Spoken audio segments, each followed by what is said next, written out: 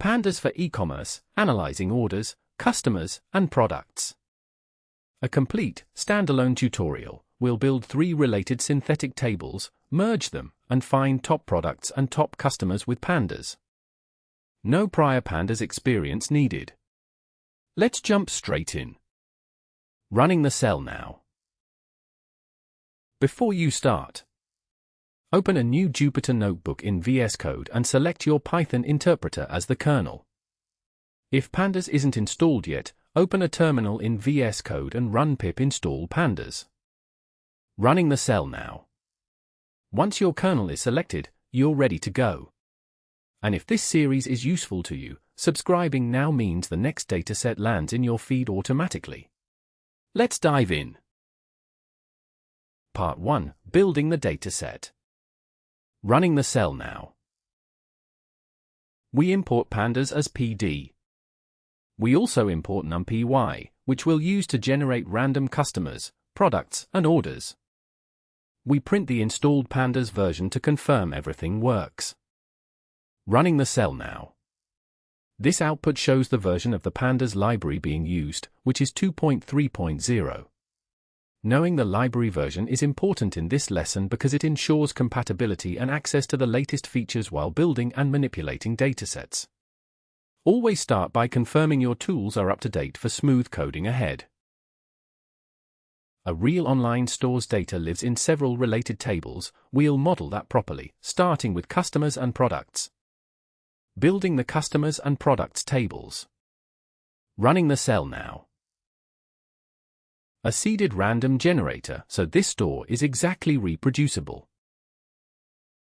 For sales regions, we build a customers table directly from a dictionary. 40 sequential customer IDs. A randomly assigned region for each. And a spread out sign-up date, one every 9 days across the year. We preview the first 5 customers. Running the cell now.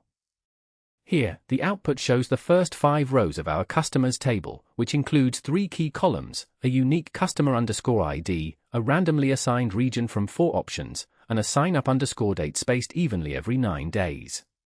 This illustrates how we generate sample data with consistent date intervals and categorical region assignments, essential for building realistic customer profiles in our database. A products table, again from a dictionary. 20 sequential product IDs. A generated product name for each. A randomly assigned category. And a random price between $8 and $250. We preview the first 5 products. Running the cell now. This output shows the first 5 rows of the newly created products table, which has 20 unique product entries. Notice the consistent structure, a unique product underscore ID, a dynamically generated product underscore name, a categorical category, and a numeric price. This confirms our intent to build a realistic products data frame with varied categories and prices for further analysis. Each order line references 1 customer and 1 product, exactly like a real orders table in a database. Generating orders. Running the cell now. We'll generate 500 individual order lines. An empty list to collect them.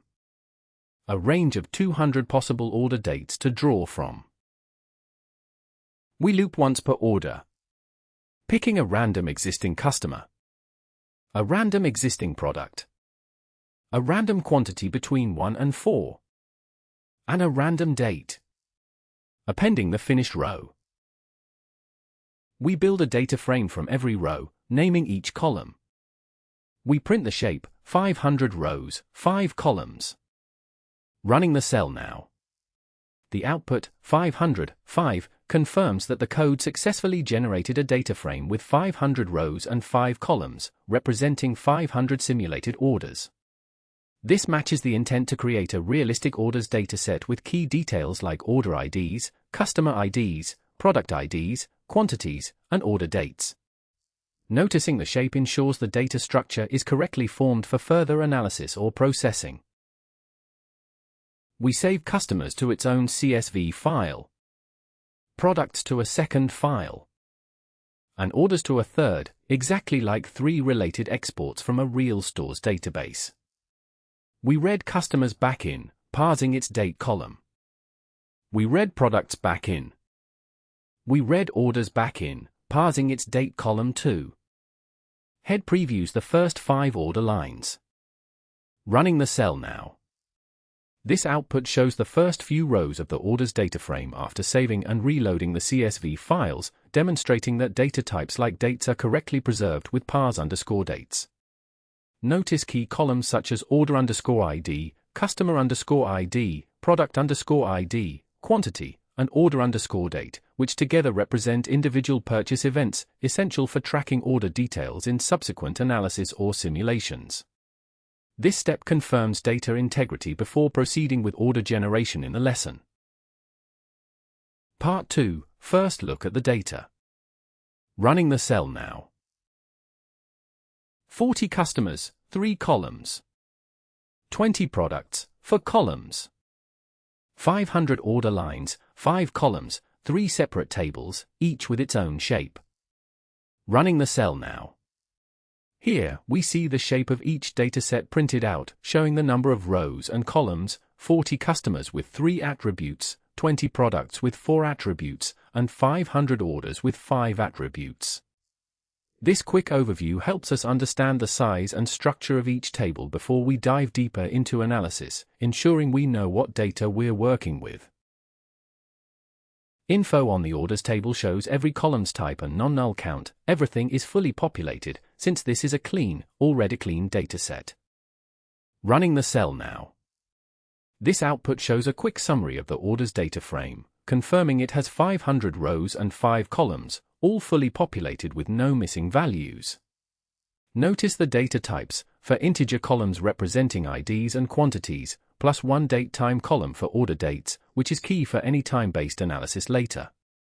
This overview helps ensure the data is clean and structured correctly before we dive deeper. Chaining 2 merge calls together joins all 3 tables into one flat, analysis-ready table. Part 3. Merging all 3 tables. Running the cell now. The first merge attaches customer details onto every order line, the second, chained right after it, attaches product details the same way. Multiplying quantity by price gives the actual dollar revenue for every single order line. We preview the fully joined, revenue calculated table. Running the cell now. This output shows the first 5 rows of the fully merged dataset combining orders with customer regions and product details, demonstrating a successful merge across all 3 tables.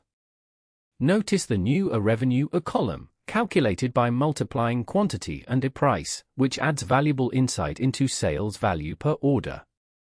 This step is key to integrating and enriching data for comprehensive analysis.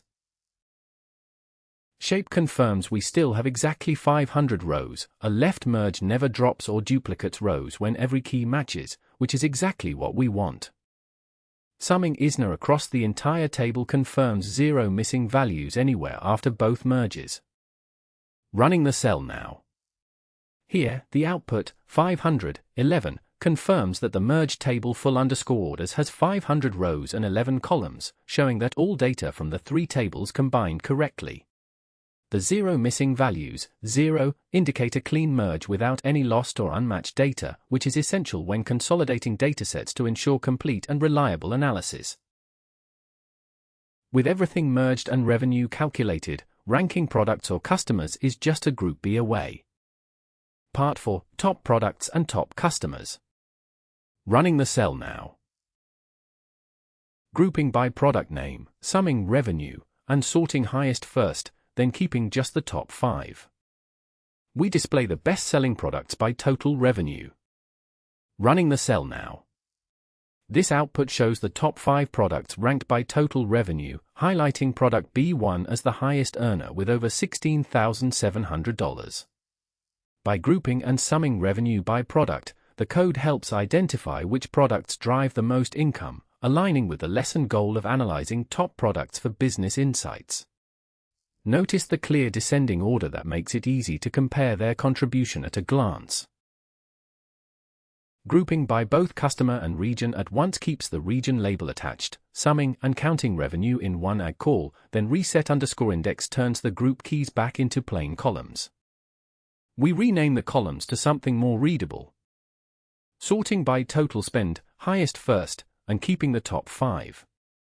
Gives our VIP customer list. Running the cell now. This output shows the top 5 customers based on total spending, highlighting their customer ID, region, total revenue, and number of orders. Notice how total_spent and order_count vary, revealing that higher spending often correlates with more orders but not always. This helps us identify key customers driving the most revenue, aligning with our goal to analyze top-performing clients by region. Combining order count and total spend into simple rules is a lightweight way to segment customers without anything fancy. We've merged 3 real tables and built genuine business metrics now. If this is helping you learn Pandas faster, a subscribe goes a long way. Part 5, Simple Customer Segmentation. Running the cell now. A small function that looks at one customer's row at a time. If they've placed at least 15 orders and spent at least $800, they're a VIP. Otherwise, 5 or more orders makes them a regular. And anyone below that is occasional. Apply with axis equals 1 runs that function once per row, instead of once per column, which is exactly what we need for row-by-row logic like this.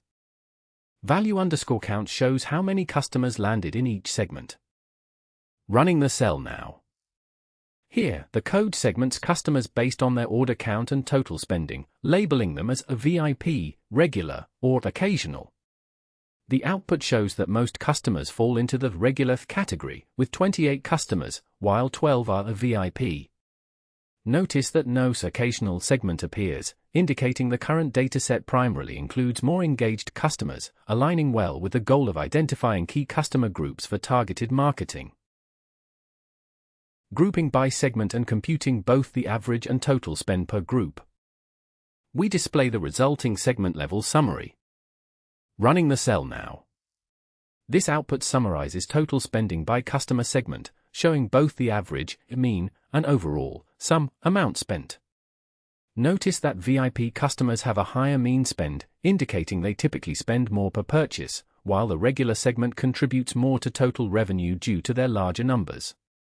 This helps in understanding spending behavior differences, which is crucial for effective customer segmentation strategies. Grouping by region, using the fully merged table, shows where the store's revenue is actually coming from. Part 6, Regional Analysis. Running the cell now. Grouping by region and calling ag with 3 named outputs. Total revenue. Number of order lines. An average order value. Rounded and sorted so the top earning region appears first. We display the full regional report. Running the cell now.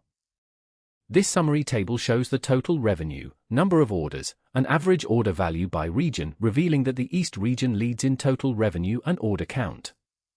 Notice how the North and West have fewer orders but higher average order values, suggesting different customer behaviors or market dynamics. This analysis helps us understand regional performance and identify where sales strategies might be adjusted. A chart of top products and one of customer segments summarize the whole store report visually. Part 7, Visualizing the results. Running the cell now. We import matplotlib. Switching to the non-interactive ag backend so charts save cleanly anywhere. Then we import pyplot. A figure and axis. Kind equals bar draws a horizontal bar chart, often more readable when the labels are long product names. A title. An x-axis label. Invert_y-axis flips the order so the single highest bar appears at the top instead of the bottom. Tight_layout keeps everything readable. We save the chart. We release the figure. We confirm the save. Running the cell now. This output confirms that the horizontal bar chart visualizing the top 5 products by revenue has been successfully saved as an image file. In this lesson section, the code demonstrates how to create and export clear, publication-quality visualizations that highlight key data insights, such as identifying which products generate the most revenue. Notice how the inverted y-axis improves readability by listing the highest revenue product at the top.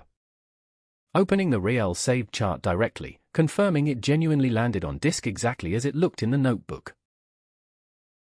A new figure and axis for our second chart. We plot the segment counts, re-indexed into a meaningful VIP to occasional order, with a different color per bar. A title. A y-axis label. We keep the segment labels horizontal, since they're short. Tight underscore layout keeps everything tidy. We save the chart. We release the figure. We confirm the save. Running the cell now. This code creates and saves a bar chart showing the number of customers in each segment, VIP, regular, and occasional. Notice how the segments are ordered intentionally to emphasize VIP customers first, using distinct colors to highlight their importance. This visualization helps us quickly compare segment sizes and supports clearer communication of the customer distribution from the dataset. Opening the real saved chart directly, confirming it genuinely landed on disk exactly as it looked in the notebook. Between the top products chart and the segment breakdown, this pair covers both what's selling and who's actually buying it. We covered a lot, so let's recap. Wrap up what you learned.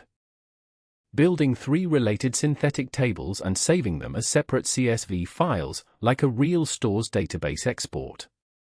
Chaining 2 merge calls together to flatten multiple tables into one analysis-ready table. Ranking top products and top customers by revenue with groupby. Simple rule-based customer segmentation with a custom function and apply with axis equals 1. Regional performance summaries with a multi-statistic AG. Presentation-ready horizontal and vertical bar charts with matplotlib. You went from 3 raw synthetic tables to a full e-commerce report with top sellers and customer segments. If you want the next dataset in this series to land in your feed automatically, subscribing is the move. See you in the next one. Running the cell now.